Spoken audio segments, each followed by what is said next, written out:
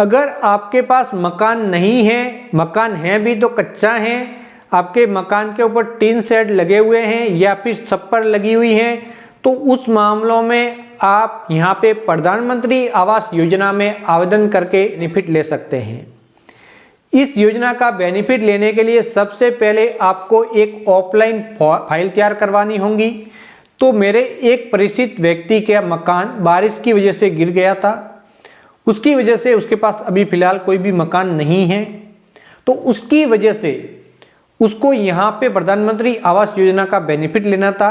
तो ये फाइल मैंने तैयार करवाई है और इसलिए तैयार करवाई है कि आप लोगों को भी बता सकूं, क्योंकि कोई भी काम प्रैक्टिकली करके देखते हैं तभी पता लगता है कि ये काम किस प्रकार से हो रहा है।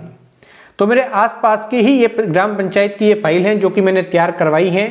अब ले जाके वो आवेदक वहाँ पे सबमिट कर लेगा जहाँ से उसको आवेदन करना है अपनी ग्राम पंचायत से, और उसके बाद क्या प्रोसेस होगा, किस प्रकार से ऑनलाइन आवेदन होगा, तो कंप्लीट प्रोसेस में आज के इस वीडियो में बताने वाला हूँ। इसके अलावा ये भी बताने वाला हूँ कि इस फाइल को तैयार करवाने के लिए क्या क्या डॉक्यूमेंट लगते हैं, कौन सा फॉर्म लगता है, फॉर्म आपको कहाँ से लाना है, उसके बाद उसको फिलअप करना है, उसके पीछे डॉक्यूमेंट लगाने हैं और उसके बाद ऑनलाइन आवेदन का प्रोसेस क्या रहेगा। तो वीडियो पूरा देखें, कंप्लीट डिटेल में समझे, जिससे कि अगर आपको भी प्रधानमंत्री आवास योजना का बेनिफिट लेना है तो आप भी इस योजना का बेनिफिट ले पाए।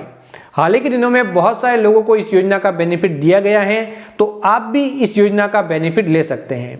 तो इस योजना का बेनिफिट लेने के लिए सबसे पहला प्रोसेस होता है कि इसका एक ऑफलाइन फॉर्म होता है, वो आपके पास होना चाहिए। ऑफलाइन फॉर्म में मैं आप सभी को बता देता हूं कि इसे आप ऑनलाइन ऑफिशियल पोर्टल से डाउनलोड तो कर सकते हैं, लेकिन मैंने देखा है कि हर एक ग्राम पंचायत स्तर पे फॉर्म के अंदर थोड़ा बहुत बदलाव है। वहाँ के अधिकारी अपने अनुसार थोड़ा बहुत बदलाव कर लेते हैं। शहरी क्षेत्र के अंदर भी ये देखा गया है कि अपने स्तर पे फॉर्म थोड़े बहुत अलग अलग हो सकते हैं। तो इसके लिए मैं आपको कहूँगा कि जिस ग्राम पंचायत के अंदर आप निवास कर रहे हैं, जिस ग्राम पंचायत से आप इस योजना में आवेदन करना चाहते हैं, तो उसी ग्राम पंचायत में पहुँच जाना है, उसी नगरीय निकाय में पहुँच जाना है और वहाँ से ऑफलाइन फॉर्म कलेक्ट करना है। अगर वहाँ पे ऑफलाइन फॉर्म नहीं मिलता तो वहाँ ही कोई ई मित्र है तो वहाँ से ले सकते हैं, क्योंकि उस ई मित्र के पास वहाँ का फॉर्म अवेलेबल होगा। दूसरे क्षेत्र के ई मित्र से लेंगे तो हो सकता है कि फॉर्म अलग मिले, तो वही ग्राम पंचायत, वही नगरीय निकाय की ई मित्र से आपको ये फॉर्म ले लेना है, या फिर वहाँ से डायरेक्टली आप कार्यालय में जाके ले सकते हैं।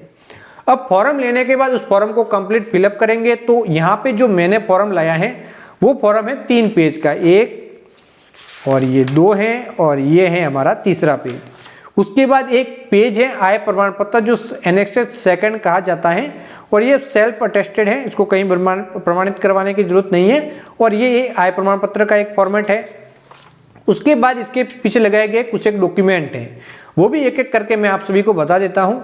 तो पहला डॉक्यूमेंट लगाया गया है पट्टा, यानी कि जो आपकी जमीन है उसका पट्टा लगाया गया है।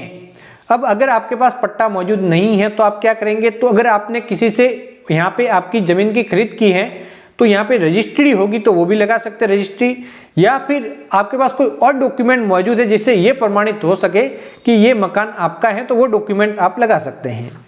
अब बात आती है दूसरी, यहाँ पे एक आधार कार्ड लगेगा जो कि मैंने यहाँ पे लगाया है, तो आप भी एक आधार कार्ड लगाएंगे।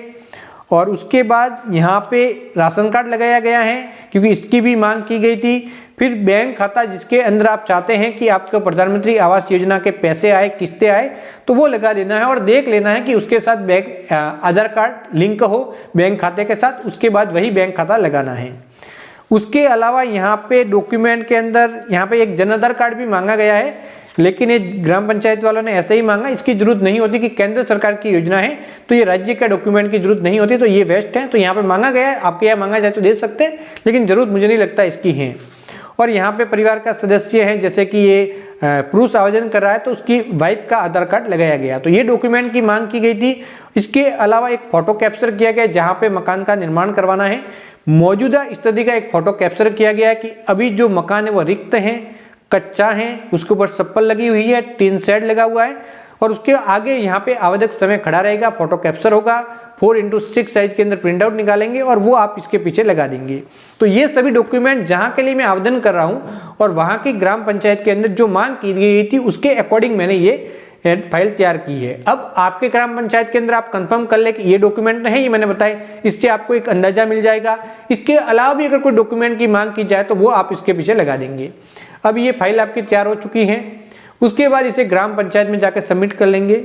अगर शहरी क्षेत्र के अंदर है तो नगरीय निकाय के अंदर आप इसे सबमिट कर लेंगे। अब वहां पे क्या होगा, वहां से इस फाइल को किया जाएगा ऑनलाइन। ग्राम पंचायत की एक आईडी होती है, वहां से वो लॉगिन करेंगे पोर्टल पे लॉगिन करने के बाद इस फाइल को ऑनलाइन करेंगे। अगर उनकी आईडी नहीं है तो हो सकता है कोई और प्रोसेस के थ्रू अगर उसके उच्च अधिकारियों की आईडी उनके पास अवेलेबल होगी या फिर आगे डायरेक्टली फॉरवर्ड करते होंगे उसके बाद, तो वो प्रोसेस वो कर लेंगे।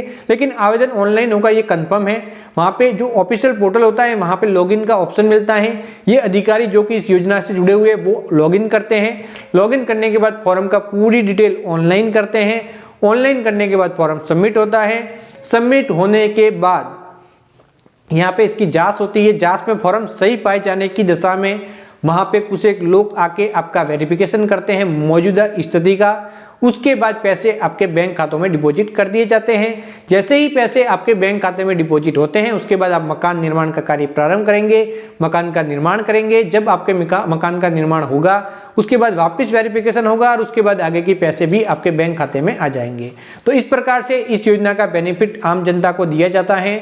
बहुत ज़्यादा इसके बारे में सवाल आ रहे थे कि सर इसके बारे में थोड़ी सी जानकारी दीजिए, ऑनलाइन पोर्टल पे कोई भी सर्विस हमें नहीं मिल रही है, हमें आवेदन करना है तो कैसे करना है।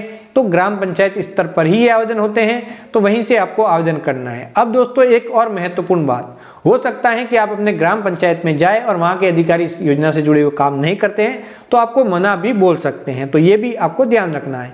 लेकिन लगभग मैंने देखा है तो बहुत सारी ग्राम पंचायत के अंदर इसके आवेदन हो रहे हैं, तो वहां से आप आवेदन करा सकते हैं। शहरी क्षेत्र के अंदर भी नगरीय निकाय से आवेदन हो रहे हैं, तो वहां से आप इसके अंदर आवेदन करवा सकते हैं। अब आप कंप्लीट डिटेल में समझ चुके होंगे, आपके मन में अभी कोई भी सवाल नहीं रहा होगा इस योजना से जुड़ा हुआ।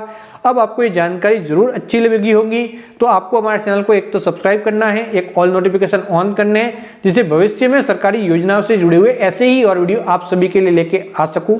उन वीडियो को देख के आप ऐसे ही और सरकारी योजनाओं का बेनिफिट ले सके। तो बाय बाय दोस्तों।